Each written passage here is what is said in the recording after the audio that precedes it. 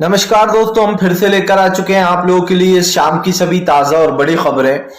फटाफट अंदाज में एक एक कर बताएंगे आपको आज देश और दुनिया से क्या बड़ी खबरें निकलकर सामने आ रही हैं। लेकिन उससे पहले दोस्तों एक नजर डालेंगे सुर्खियों पर। प्रधानमंत्री नरेंद्र मोदी के ऊपर गरजे असदुद्दीन ओवैसी, बोले फिलहाल देश में मुसलमानों को सेकंड क्लास बनाने की तैयारी। जी हाँ, देश को दोस्तों हिंदू राष्ट्र में तब्दील किया जाएगा, इसके बारे में आपको बताएंगे। वहीं पर अगली बड़ी खबर में हम आपको बताएंगे दोस्तों, जी दरअसल आपको बता दें भारतीय जनता पार्टी को लगेगा बिहार में एक और झटका। चिराग पासवान के जो चाचा है दोस्तों, उनके 3 विधायक, यानी कि दोस्तों बीजेपी को एक और झटका, 3 विधायक जेडीयू में शामिल होंगे, इसके बारे में आपको बताएंगे। वहीं पर अगली बड़ी खबर में हम आपको बताएंगे दोस्तों 2023 के लिए साधु संत तैयार कर रहे हैं नया लोकतंत्र, जिसमें दोस्तों आपको बता दें भारत को हिंदू राष्ट्र बनाया जाएगा और मुसलमानों से वोटिंग का अधिकार छीना जाएगा। अब ये कौन तय कर रहा है दोस्तों? संघ के लोग मसौदा तैयार कर रहे हैं धर्म संसद का, इसके बारे में भी बताएंगे। वहीं पर अगली बड़ी खबर में हम आपको बताएंगे दोस्तों, भले ही आमिर खान की फिल्म की जो रफ्तार है थोड़ी धीरे हो दोस्तों बॉक्स ऑफिस पर, लेकिन ऑस्कर ने आमिर खान को दिया सम्मान, तो जल गई भाजपाइयों की, जल गई अंधभक्तों की, इसके बारे में भी आपको बताएंगे।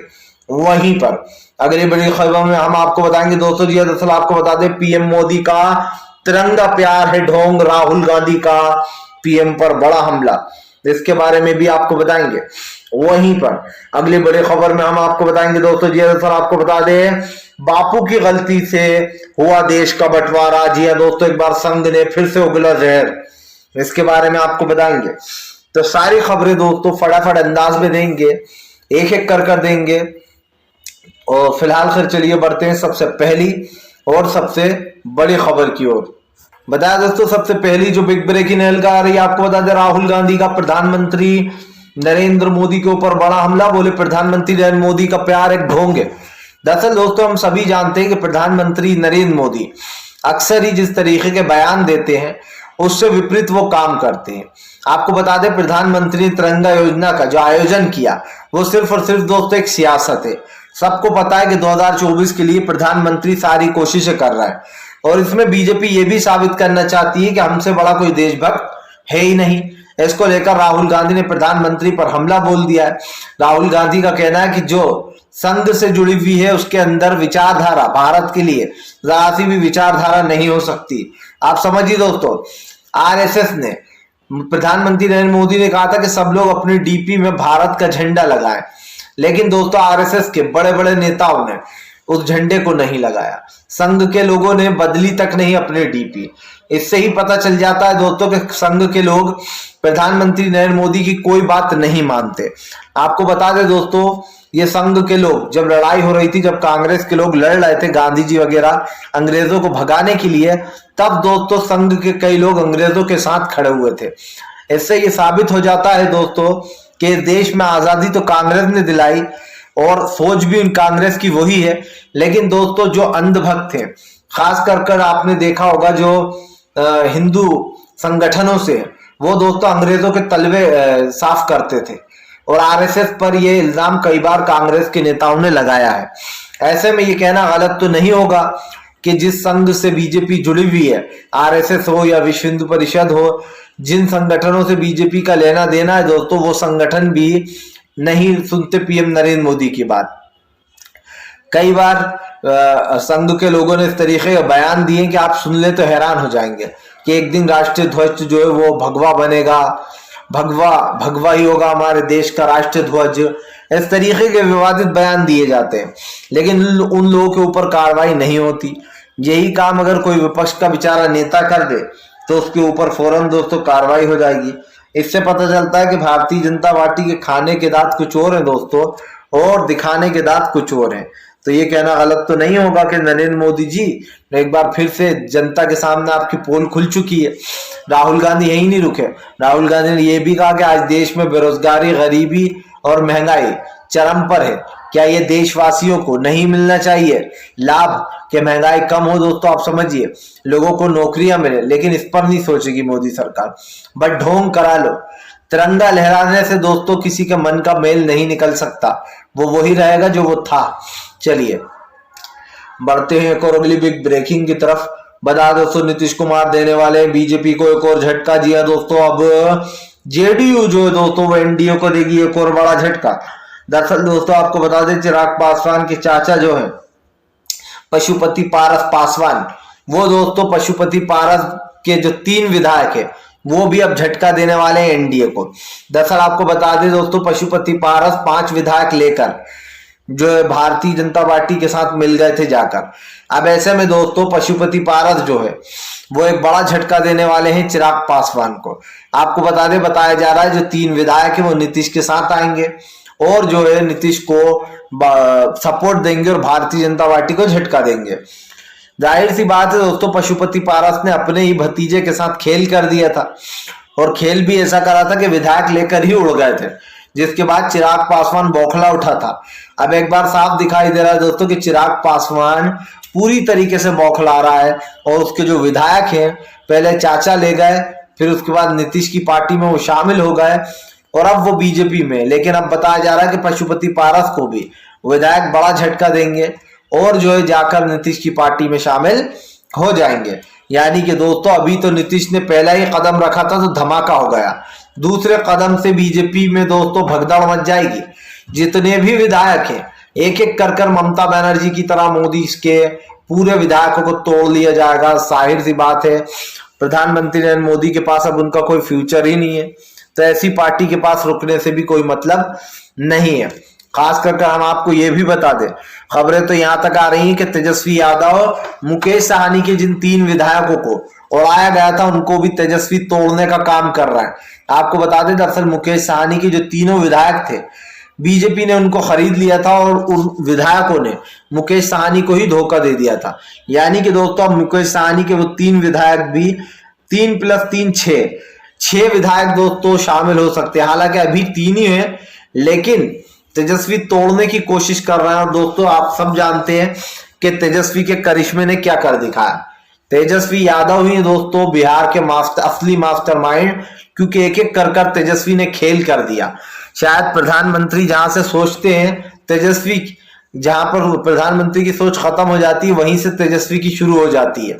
और हमने तो पहले भी कहा था कि प्रधानमंत्री दोस्तों तेजस्वी यादव, जाहिर सी बात है, नरेंद्र मोदी के आगे बच्चे ही हैं। एक बच्चे ने प्रधानमंत्री को दोस्तों आप समझिए बुरी तरीके से धूल में लथाड़ दिया है और हरा दिया है।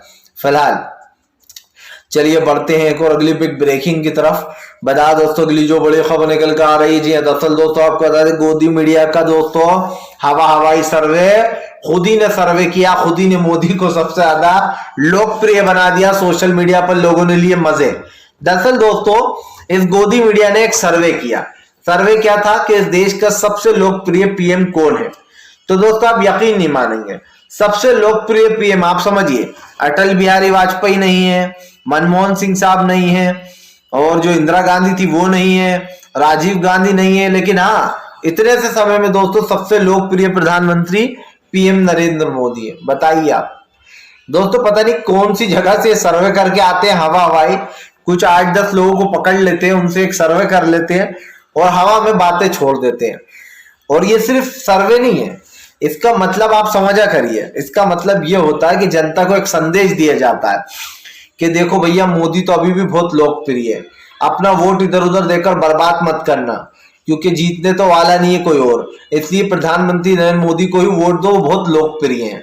और बीजेपी दोस्तों गोदी मीडिया से ये सब कुछ करवाती है। गोदी मीडिया जानबूझकर ऐसे सर्वे करती है ताकि प्रधानमंत्री को उससे फायदा मिले। खास कर दोस्तों आप भी जानते हैं कि प्रधानमंत्री नरेंद्र मोदी को फायदा कराने के लिए पूरी की पूरी गोदी मीडिया दोस्तों पूरी तरीके से फेल हो चुकी है। लेकिन समझ में ये नहीं आ रहा है कि गोदी मीडिया का जो नंगा नाच है ये आखिरकार कब तक चलने वाला है, क्योंकि ये तो हमने आपको पहले भी कहा है दोस्तों कि प्रधानमंत्री नरेंद्र मोदी और जो है यहाँ पर गोदी मीडिया, इनका बहुत गहरा नाता है। अगर गोदी मीडिया ना हो दोस्तों तो नरेंद्र मोदी कि सारे जितनी भी कारनामे हो रहा है वो सबका सब दुनिया के सामने आ जाए अगर सच्ची रिपोर्टिंग हो तो। लेकिन अफसोस की बात यह है कि सच्ची रिपोर्टिंग तो होने से रही, और दोस्तों जो झूठ होता है इसको बड़े ही शानदार तरीके से परोसा जाता है ताकि आने वाले समय में वोटिंग के दौरान नरेंद्र मोदी को इसका फायदा मिले। आप देखिए कि पेट्रोल डीजल के दाम 50-50, 60-60 रुपए बढ़ा दिए गए। उसके बाद जब नरेंद्र मोदी 1-2 रुपए या 5 रुपए कम कर देते हैं तो ये गोदी मीडिया छाती पीटने लगती है। जी हाँ, ढोल लगाड़े तो नहीं, छाती पीटने लगती है और छाती पीट कर कहती है देखिए मोदी जी ने कितना अच्छा काम किया, पेट्रोल पर 5 रुपए कम कर दिए। लेकिन ये राज्य पेट्रोल पर दाम कम नहीं कर रहे हैं, इसका मतलब मोदी जी नहीं इसके जिम्मेदार, राज्यों की सरकारें हैं। अब आप समझ सकते हैं दोस्तों कि इस देश का प्रधानमंत्री जिसके हाथ में पूरे देश की पावर है, जिसके पास सीबीआई, एनआई, ईडी, महंगाई, गरीबी, बेरोजगारी सबका हल है, लेकिन वो देश का प्रधानमंत्री सिर्फ कुछ अपने दोस्तों यारों का फायदा कराने में लगे हैं। पहला अडानी, अंबानी और बाबा रामदेव, ये 3 नाम तो ऐसे हैं जो बीजेपी के लिए पत्थर की लकीर है, क्योंकि यही तीनों है दोस्तों, अडानी, अंबानी और बाबा रामदेव, लाला रामदेव भी कह सकते हो आप इसको।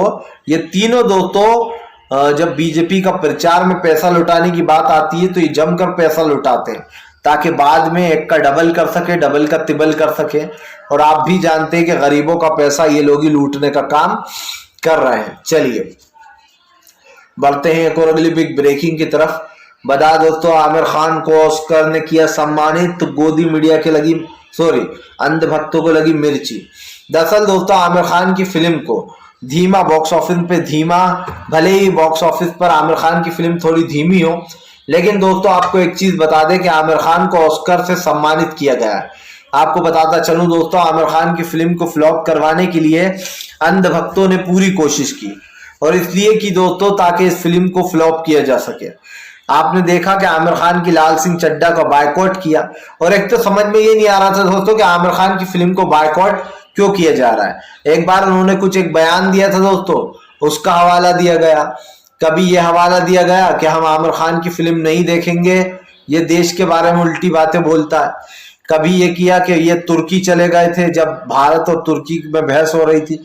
तो कई ऐसी चीजें थी दोस्तों जो आमिर खान की लाल सिंह चड्ढा को बायकॉट किया गया, और ये तक कह दिया गया कि आमिर खान का पाकिस्तानी प्रेम। अब आप समझिए दोस्तों, अगर किसी फिल्म में दोस्तों भाईचारा बताया जा रहा है, अगर किसी फिल्म में दोस्तों अच्छी बातें बताई जा रही हैं कि लड़ाई झगड़े से कुछ नहीं होता है, तो दोस्तों आप समझिए उसके बावजूद ये सब कुछ कहना। और ये सुधीर चौधरी ने अभी परसों ही मैंने देखा कि आमिर खान के खिलाफ वो जहर उगल रहा था अपने न्यूज चैनल पर, उसने थंबनेल भी यही बनाया, आज तक पे चला गया है। पहले उसने जी न्यूज को बर्बाद किया, अब आज तक पे चला गया है।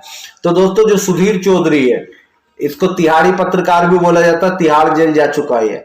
इसने थंबनेल बनाया और लिखा कि देखिए आमिर खान का पाकिस्तानी प्रेम क्यों डूबता जा रहा है बॉलीवुड, तुम जैसे नल्लों की वजह से डूबता जा रहा है बॉलीवुड, क्योंकि तुम नल्लीगिरी कर कर नल्ली खबरें चलाते हो जो कि 1 नंबर की झूठी और फर्जी होती हैं। अब आमिर खान को दोस्तों बदनाम करने के लिए फिल्म में कुछ ऐसे दृश्य है भाईचारे के, तो उनको ही पकड़ लिया गया कि भैया देखिए आमिर खान का पाकिस्तान प्रेम, कैसे आमिर खान प्रेम दिखा रहे हैं। और भी कई तरीके की इसने बातें की। हालांकि सुधीर चौधरी कोई सीरियसली लेता नहीं है दोस्तों। पहला जोकर अर्णव गोस्वामी और दूसरा जोकर ये है हमारे, हालांकि वैसे तो ये पत्रकार सारे ही जोकर हैं जो जोकरगिरी कर रहे हैं, मोदीगिरी कर रहे हैं, लेकिन सबसे बड़े 2 जोकर हैं दोस्तों। पहला का नाम तो आपको पता ही है, अर्णव गोस्वामी, मैं उसे पत्रकार मानता ही नहीं, वो जोकर है। और दूसरा जोकर जो है दोस्तों वो सुधीर चौधरी है। इसकी जोकरगिरी आपको और हमें हमेशा देखने को मिलती रहती है। फिलहाल चलिए बढ़ते हैं एक और अगली बिग ब्रेकिंग की तरफ। बता दोस्तों, तेजस्वी यादव का बीजेपी के ऊपर बड़ा हमला। बोले भारतीय जनता पार्टी झूठ का सहारा लेती है, हम सच्चाई के साथ चलते हैं। तेजस्वी यादव ने दोस्तों बीजेपी को घेरते हुए कहा कि दरअसल भारतीय जनता पार्टी देश में नफरत फैलाने का काम करती है, गंगा जमुना तहजीब को बर्बाद करने का काम करती है, लेकिन हम इन सब चीजों को जिंदा रखेंगे। तेजस्वी ने कहा कि फिलहाल ये हमारी विरासत है और हमसे कोई ये विरासत आकर बिहार से छीन नहीं सकता। हम लोग बिहार के हैं और बिहार की सत्ता हमारी ही रहेगी। जी हाँ, तेजस्वी ने कहा कि भारतीय जनता पार्टी बाहर की है और बाहर ही रहने दो। तेजस्वी यही नहीं रुके, उन्होंने कहा कि हमने वादा किया था लोगों से कि हम नौकरियां देंगे और हम वादा पूरा भी करेंगे। हमसे जितनी नौकरियां देते बनेंगी हम उतनी जरूर देंगे, हम जिस पद पर हैं। वहीं दूसरी तरफ तेजस्वी ने यह भी कहा कि कभी नरेंद्र मोदी से पूछे मीडिया जाकर कि आपने जो लोगों से नौकरियां देने का वादा करते हो आप हर चुनाव में, क्या वो सही है या गलत। दोस्तों आपने देखा कि नरेंद्र मोदी की सरकार एक भी जगह अपना वादा पूरा नहीं करती। जहां चुनाव आता है दोस्तों वहां के लिए एक बहुत बढ़िया घोषणा पत्र तैयार किया जाता है और घोषणा पत्र में झूठे वादे लिखे जाते हैं। हम आपको फ्री बिजली देंगे, फ्री पानी देंगे, आपको जो यहाँ पर भत्ता देंगे, बेरोजगारी और भी कई चीजें नहीं दिखाई जाती है, फ्री इलाज कराएंगे। लेकिन दोस्तों सच्चाई से बहुत ही कोसों दूर। ये आप भी जानते हैं दोस्तों कि आज देश में बीजेपी हो या कोई और पार्टी भी हो, उन घोषणा पत्र की दोस्तों थोड़ी वैल्यू तो होती है दूसरी पार्टी हो तो क्या ये करेगी। लेकिन बीजेपी तो दोस्तों टोटल ही झूठ बोलती है। बीजेपी से आप ये उम्मीद नहीं कर सकते कि बीजेपी देश में जो यहाँ पर विकास का काम करेगी। बीजेपी से सिर्फ एक ही उम्मीद की जा सकती है दोस्तों, और वो है धोखा। क्योंकि बीजेपी धोखा अच्छे से देती है, अपनी सहयोगी पार्टियों को भी देती है और जनता को भी देती है। चलिए बढ़ते हैं एक और अगली बिग ब्रेकिंग की तरफ। बता दोस्तों बीजेपी को लगेगा दोस्तों, आपको बता दें बिहार के बाद महाराष्ट्र में बड़ा झटका, शिंदे गुट के कई विधायक हुए दोस्तों बागी। दरअसल दोस्तों आपको बता दें मंत्रिमंडल के विस्तार के बाद अब बीजेपी और शिंदे गुट में भयंकर झड़प हो गई है। आपको बता दें दोस्तों उद्धव ठाकरे के पास जो शिंदे गुट में चले गए थे जो लोग, अब वो दोस्तों ठेंगा दिखाकर वापस आएंगे शिंदे को। क्योंकि आपको बता दें अब बताया जा रहा है कि फिलहाल बिहार में भी खेला हो सकता है। दरअसल दोस्तों आपको बता दें बिहार में खेले की तैयारी हो रही, सॉरी बिहार की बोलूं कि अब महाराष्ट्र में भी दोस्तों फिर से एक बार खेले की तैयारी हो रही है। और बताया जा रहा है महाराष्ट्र में बीजेपी के खिलाफ वापिस उद्धव ठाकरे के जो मंत्री वगैरह आए थे वो वापिस उद्धव के पास लौट सकते हैं। इसलिए दोस्तों क्योंकि शिंदे गुट में उनको कोई जगह नहीं मिली, शिंदे गुट ने सिर्फ अपनी सरकार बनाना, सिर्फ अपना फायदा देखा। और शिंदे ने दोस्तों जो अपना फायदा देखा तो आप समझ सकते हैं कि जो विपक्ष के नेता आए थे उनको तो मंत्रिमंडल मिला ही नहीं, ज्यादातर तो बीजेपी ने अपने लोगों को दे दिया।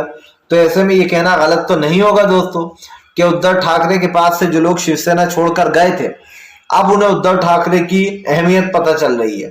अब उन्हें पता चल रहा है कि भैया वहां अच्छे थे, यहाँ आकर तो मंत्री पद भी गया और इज्जत भी गई, अब दोबारा कोई वोट देगा भी नहीं। और क्यों दे दोस्तों, पाला बदलने वालों को तो वोट देना ही नहीं चाहिए, क्योंकि ये लोग जनता के साथ विश्वासघात करते हैं दोस्तों। वोट किसी और पार्टी में रहकर ले लेते हैं और पाला बदल कर किसी और पार्टी में चले जाते हैं। फिलहाल चलिए बढ़ते हैं एक और अगली बिग ब्रेकिंग की तरफ। बता दो तो साधु संत तैयार कर रहे हैं दोस्तों नया लोकतंत्र, जी है दोस्तों, नया राष्ट्र की पूरा संविधान। दरअसल दोस्तों अब संविधान को बदलने की तैयारी, और ये कौन कर रहा है दोस्तों, ये कर रहा है धर्म संसद। आपको बता दोस्तों 2023 के धर्म संसद में जो है यहाँ पर कई सुधार किए जाएंगे। बताया जा रहा है प्रयागराज के धर्म संसद में एक प्रस्ताव लाया जाएगा जिसमें मुसलमानों से वोटिंग का अधिकार छीन लिया जाएगा और भारत को एक हिंदू राष्ट्र बना दिया जाएगा। ये कौन कह रहा है दोस्तों, ये साधु संत है जो कि 2023 के लिए संघ के लोग ये बना रहे हैं। लेकिन ये 2023 के लिए बनाए, 2024 के लिए बनाए, या फिर दोस्तों इनके आप समझिए इनके पीछे कोई भी शक्ति खड़ी हो, ये चाहकर भी देश को कभी हिंदू राष्ट्र नहीं बना सकते। कोई लालीपॉप तो है नहीं कि देश को हिंदू राष्ट्र बना दोगे। इस देश में जितना हिंदू भाइयों का हक है उतना ही मुसलमान भाइयों का हक है, उतना ही सिख भाइयों का हक है, उतना ही ईसाई भाइयों का हक है। जितने भी देश में समाज है उन सब का उतना ही हक है। तो ये सपना तो देखते रहे अंधभक्त, कभी पूरा होने वाला है नहीं। क्योंकि दोस्तों क्या है ना कि भारत एक खूबसूरत चीज है जिसकी खूबसूरती को नष्ट करने में लगे हैं संघ के लोग, लेकिन ये कभी कर नहीं पाएंगे। फिलहाल अगर हमारा वीडियो अच्छा लगे तो इसको लाइक करें, चैनल पर पहली बार आए सब्सक्राइब करें, पास में एक घंटी आएगी इसको भी दबा दें ताकि हर वीडियो की अपडेट आपको मिले।